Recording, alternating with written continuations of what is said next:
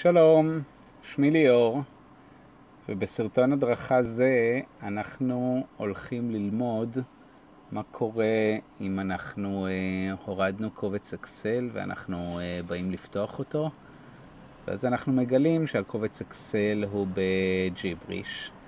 אז הנה יש לי כאן על שולחן העבודה קובץ אקסל לדוגמה, ואני פותח את קובץ האקסל, ושוד ושבר, כל השדות מופיעים כג'יבריש, ואין לי מושג מה כתוב, ואני כבר חושב שהכל ירד לטמיון. אז לא הכל אבוד. אם נתקלתם במצב כזה, שקיבלתם קובץ שהוא בג'יבריש, סביר להניח שזה אגב קובץ שזה הטקסטים עצמם, יש דרך לנסות להציל את המצב, ואנחנו הולכים ללמוד איך לעשות את זה. אז מה שאתם צריכים לעשות זה פשוט לפתוח אקסל ריק. הנה, אני פותח קובץ אקסל ריק. וכעת אתם הולכים לטאב שנקרא נתונים. תחת נתונים יש לכם כאן יווה נתונים. אתם לוחצים על יווה נתונים, יווה נתונים מקובץ, ופשוט מטעינים, מייבאים למעשה את הקובץ שנפתח לכם בג'יבריש, הוא נמצא על שולחן העבודה שלי.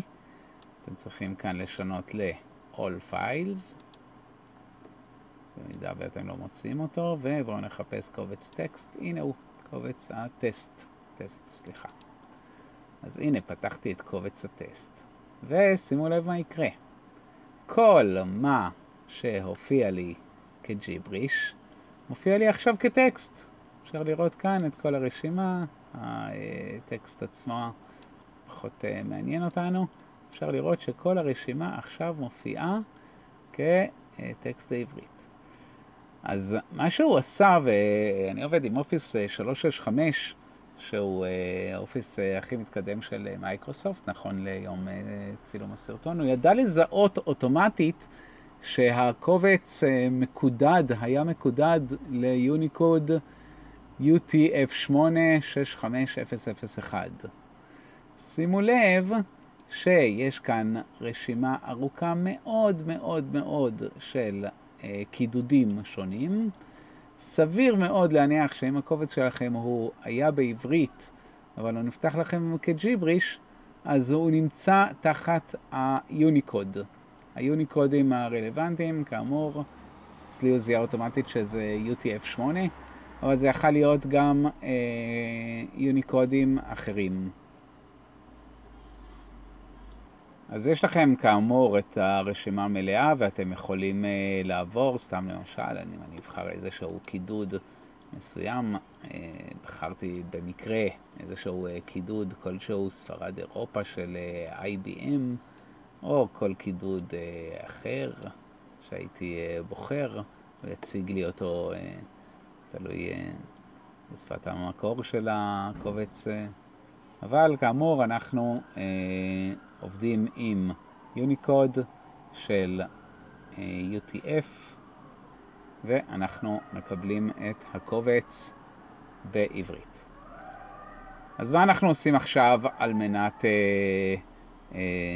להעביר את זה למעשה לאקסל? כי בסך הכל כאן עשינו יבוא של הקובץ המקורי. אז יש לנו כאן שני כפתורים. כפתור אחד הוא כפתור המרת נתונים, וכפתור אחד הוא כפתור טען. כפתור המרת נתונים, ברגע שנלחץ אליו, אז פשוט מאוד אנחנו מקבלים את הקובץ עצמו, ככה כמו שהוא, ואז פשוט תעמדו כאן על הריבוע, תלחצו עליו והעתק את הטבלה כולה. פשוט להעתיק את הטבלה כולה, וכעת אנחנו יכולים לקחת ולהדביק את זה באקסל רגיל. אבל בואו ניקח אופציה אחרת. מחק. בואו רגע אני אעבה שוב את הקובץ שלנו. ואני אעבה עוד פעם את קובץ הטסט.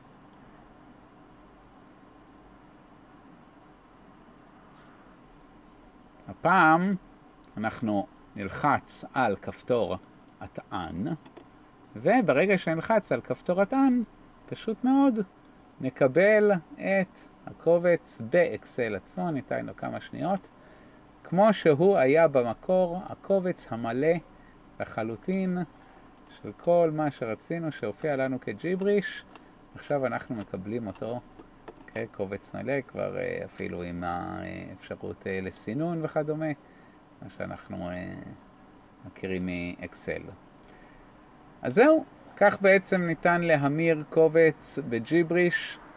שוב, נחזור על זה, אנחנו הולכים אל נתונים, ותחת נתונים, יווה נתונים מקובץ, לוחצים על זה, נפתח לנו חלון למעשה ליווה נתונים. חשוב כאן שתשנו מ-Excel Files ל-All Files, כי לא בטוח שהקובץ שלכם נמצא תחת Excel, אז תשנו ל-All Files, וברגע שתמצאו את הקובץ, הוא כבר ידע באופיס 365, הוא כבר ידע אוטומטית לזהות לכם את זה לעברית, ומקסימום אם לא, אז אתם יכולים כאן לבחור את מקור הקובץ מכל הקידודים שקיימים. זהו, זו כל התורה. תודה רבה לכם על הצפייה. ביי ביי.